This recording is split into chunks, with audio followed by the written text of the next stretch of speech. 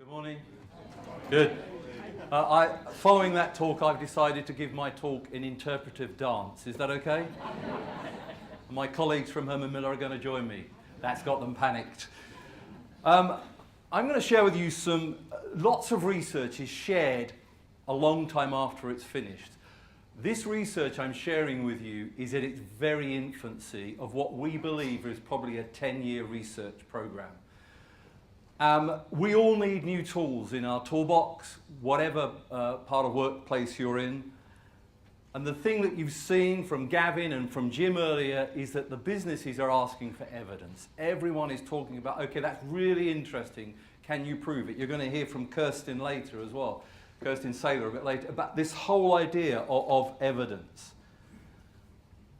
What is your workplace like? What are the workplaces like that we are providing you with? So we're going to just watch a little video.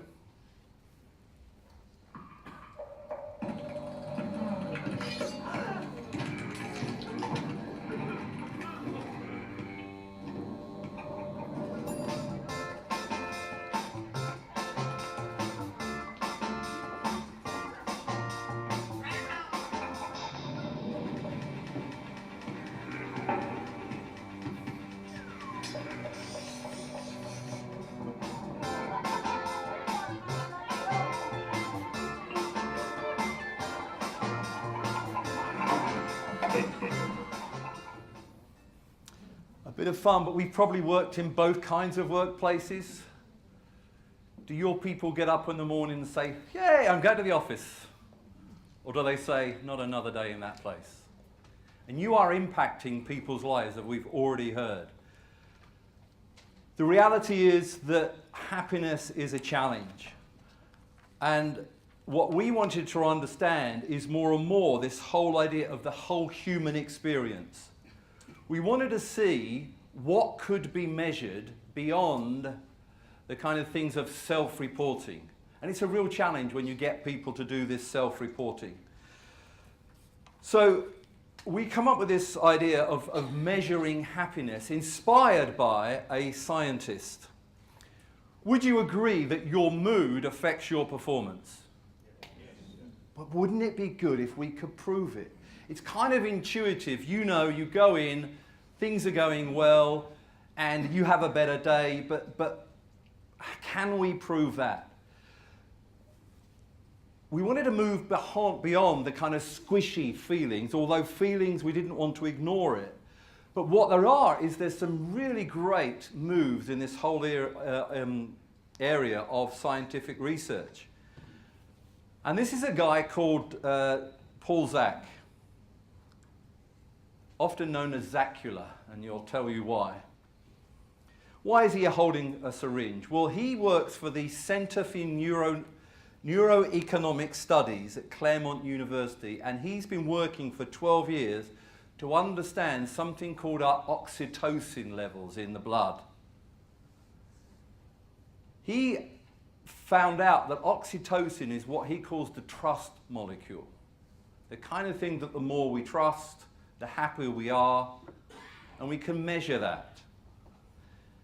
And something that interested us was something that he published. He said this, that our neuroscience experiments we have run on employees show that those in the top quartile of happiness are 19% more productive, and I'll explain how we measure productivity as we go through, 22% more innovative when solving problems, and he took 33% fewer sick days.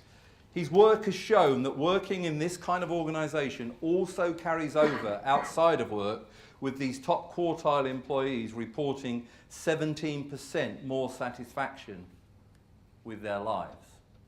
Okay, Paul, that's really interesting. So you've been doing this work. Could we get involved with that? So we've started what we believe is a 10-year program. So Paul's area of expertise has been working from here to here, looking at brain activity, monitoring mood, and looking at productivity and innovation. And the bit that we've brought to the party is this whole idea of workplace design. Can this help or inhibit our brain activity and our mood and our productivity? And again, intuitively, we would kind of say yes, But what we wanted to see with Paul is whether we could actually get some evidence that this was the case.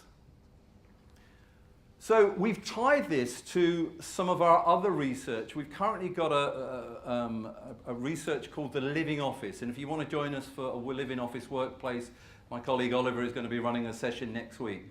But this is going to connect to some of our research about the Living Office. And let me tell you what that was. We just watched how people work all around the world. We actually came up with what we think were 35 modes, but we've narrowed it down to 10 modes of work.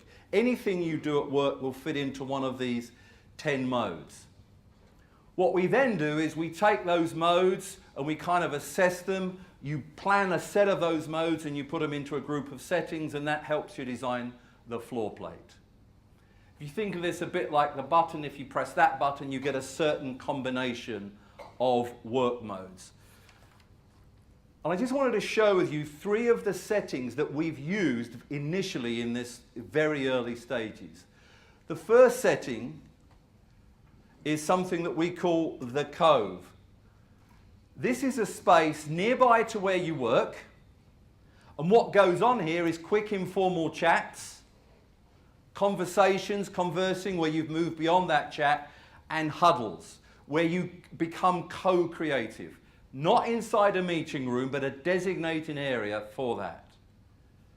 A next area is an area called a jump space. This is that unassigned work where you might stand. Gavin will love to hear that. As well as sit, maybe at stalls. It's unassigned.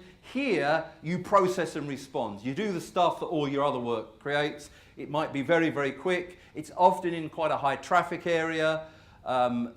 It's rather than being away because you don't feel embarrassed to go there. It's kind of what you might know as touchdown areas. And the third area that we've used as a part of this investigation, battery's going I think, is a plaza. And a plaza is this kind of area where lots of activity goes on, not unlike the kind of coffee shop area. Lots of chat, lots of conversing, but also people are processing and responding. Bear that in mind, and I'll come back and describe those. So what we then did is, this is not working, so do you want me to say next? Yeah, okay. So let me get back to the science. Paul and 5 graduates descended upon us. Okay, next slide. What we had agreed for this is that they would move around our space. They would look at some of the spaces. We used 3 spaces, and I have to tell you, they were 3 good spaces. We wanted to compare like for like, rather than one of them was hidden away in a basement or anything. And we took 96 employees, and we started to measure them. And I just, sorry, next slide. So this is what we did. Thank you. We can take that one back, okay? So I don't know if you can spot, they were wired up. They got $40 for doing this. And some of the tests they got rewarded for as well. And you'll know why this is in its very early stages, because not everyone wants to be wired up. But they're wired up, they're being monitored, and everyone is connected to a computer. And what we were measuring is their ECG levels, measuring their heart rate, trying to understand their levels of arousal, their heart rate variability, which measures their relaxation, and also their skin conductancy level, which measures their stress levels, okay? And basically,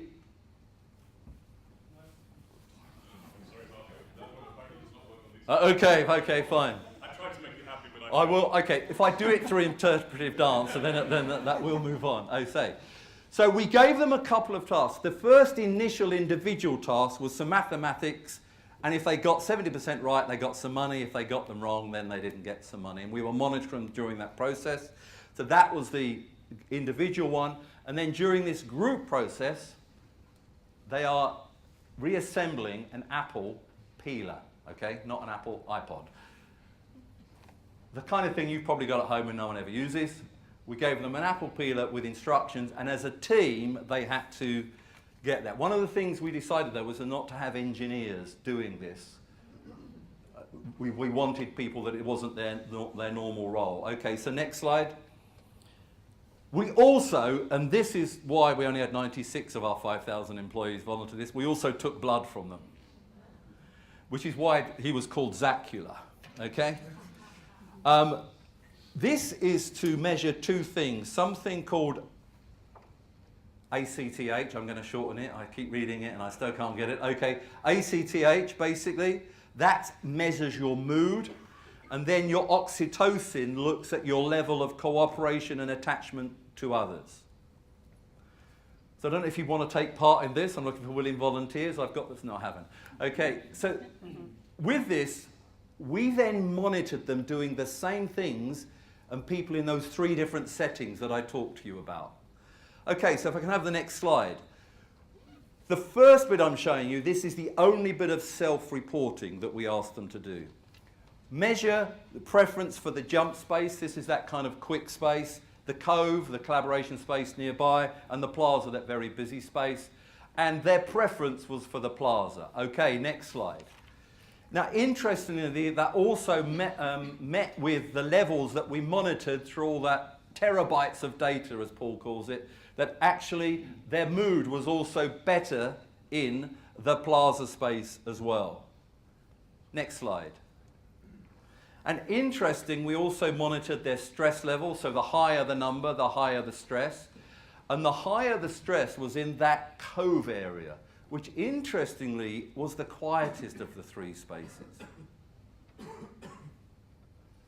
Now that's kind of interesting, isn't it? So I'll come on to that, and then the next slide also shows their heart rates, and again, it was lower in the busiest space. Now, intuitively, we would say, okay, get a task, go to a quiet room and do it. And what Paul says is, this kind of starts to understand our social needs. Our needs for activity and buzz, and for some of us, silence is hell. For some of us, silence is the air that we breathe. Then the other thing that we monitored is the kind of cool down after they'd done that group task. Next slide is this. What was interesting is that in that jump space, their stress level afterwards actually went up, and their trust level went down afterwards. In the Cove, the stress level went down a little bit, but it went down a lot more in that busy plaza. And the oxytocin, the trust level went up in both those kind of spaces. So, there is one more bit of self-reporting. Next slide, please. So against their self-reporting of their happiness and top happiness, we found that they felt more productive as well, okay? And one more slide, next slide please. And also this was their performance in problem solving. It was as good in, remember the Cove was the quieter space. Actually their problem solving was less productive in that area. That's how we measured productivity. It was this kind of problem solving. So, next slide. The reason this is its very early stage, we need better ways of monitoring and measuring this. And Derek here from eBay, I see he's wearing a jawbone. You know, we've got to look at how we can start using some of that material, because not everyone wants blood drawn from them. So we're working with Dr. Paul Zak how we can monitor that, and then how we can actually use that and turn that into great spaces. So, as I said, it's very early stages. It's helping us decide. But a couple of bits of recommendation, if you could have the next slide, please. Okay, next one. What we found is what you need is this kind of choice, that if you go in this kind of cafe, you might want to sit outside where there's lots of activity, or you might want to go and sit inside where it's slightly quieter or whatever. So it's about giving people choice. Next slide. Different settings actually will create different moods, different atmospheres. And again, we all kind of know that, but wouldn't it be good if I could prove it? And that's what we're trying to work on with that as well. Next slide. And areas with buzz. And my colleague says, let's not design these as gratuitous award-winning spaces. Let's design them because they actually work. That actually it's what the people need rather than what we need to win an award. And I thought that is the challenge. So we find from that research that actually it's not just, it's an array of experiences is what we're looking for. Next slide. I think that's it. So hopefully I've caught back up on the time as well. So very early stages, we would love to continue sharing that with you, and I hope you found that interesting. So thanks very much for your time.